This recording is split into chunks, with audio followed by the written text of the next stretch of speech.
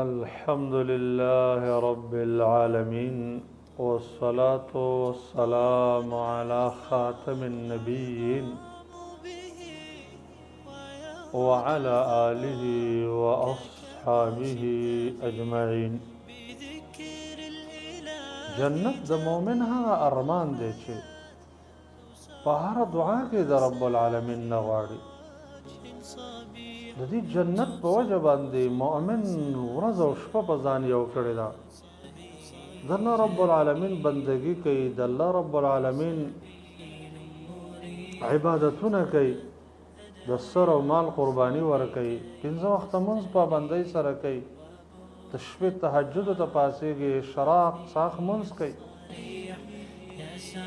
روژه نیسي سحر نه ماښامه پورې وږی تږی، خپل محبوب ګټل شوی مال د الله رب العالمین په نوم باندې ورکوي، حج ته ځي، عمره کوي. د عباداتو مقصد هم دا دی چې زما رب زمانه راضي شي، او چې کله زما رب زمانه راضي شي هغه به ماته جنت راکړي. نو استغفار یو د هغې اسبابو نه دی چې جنت پې تا ته میلاویږي. قرآن عظیم الشان کې مونږ ته الله رب العالمین د استغفار سره د جنت تذکره کوي. په دې بنیاد چې د استغفار په وجه انسان ته جنت حاصلېږي. الله رب العالمین فرمایي: والذین اذا فعلوا فاحشة او ظلموا انفسهم ذکروا الله فاستغفروا لذنوبهم ومن يغفر الذنوب الا الله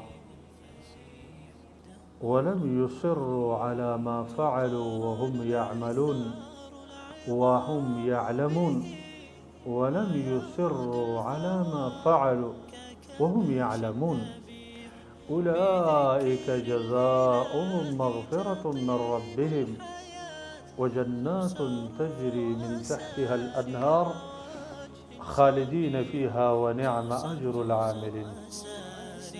رب العالمین فرمایي مؤمنان بندگان هغه خلق دي چې د هغوی نه کله بې حیا او غلط کار صادر شي یا د خپل ځان سره ظلم وکړي، دوی الله را یاد کړي، د الله غضب او د الله عذاب، د الله رب العالمین قهر را یاد کړي. الله ورته یاد شي نو دوی د خپلو ګناهونو معافي د الله نه وغواړي. خو بیا فرمایي چې د ګناهونو معافي د الله نه سوا بل څوک نه کوي. بیا په خپلو ګناهونو باندې دوی همیشګري نه کوي. نو الله رب العالمین د دوی دپاره ذکر کوي: اولئک جزاؤهم مغفرة من ربهم.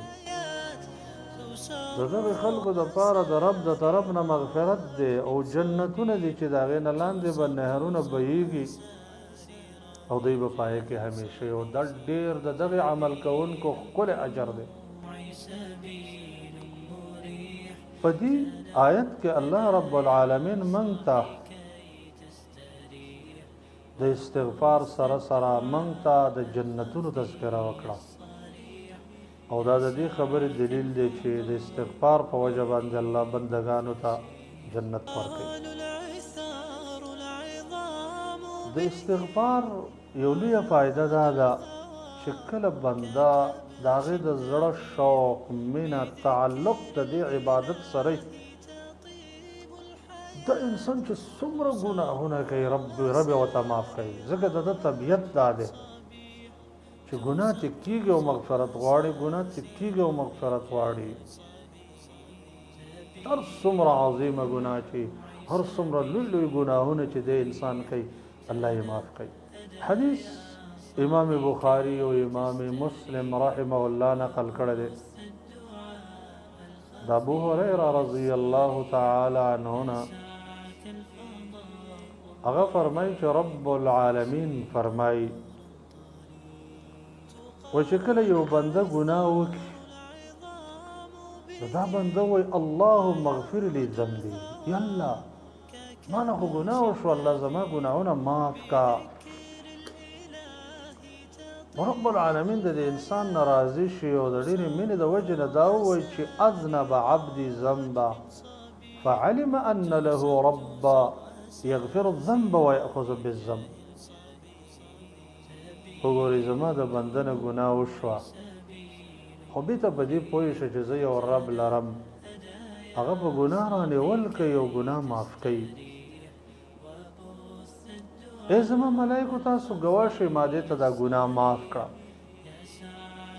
بیا دې بله ګناه وشي بیا الله رب العالمین ته وایي ای رب اغفر لي ذنبي، یا الله ما نه خو بیا ګناه وشو، الله ګناهونه مې معاف کړه. رب العالمین ورته بیا ته وایي وګوره زما بنده په دې باندې پوه شه چې زما رب زه یو رب لرم، هغه رب ګناه معاف کوي او هغه رب په ګناه رانیول کوي. خبردار ما بیا د خپل بنده ته ګناه معاف کړه. دریم کرتے بار بار چې داسې کېږي نو په آخره کې رب العالمین فرمایي وَيُعْمَلْ مَا شِئْتَ فَقَدْ غَفَرْتُ لَكَ. ای زما بنده ستا چې د دې مغفرت سره دومره مینه ده، د استغفار سره د دومره مینه ده او د هرې ګناه نه وروستو زما نه مغفرت غواړې، ته چې څه ګناه کې ما درته معاف کوي.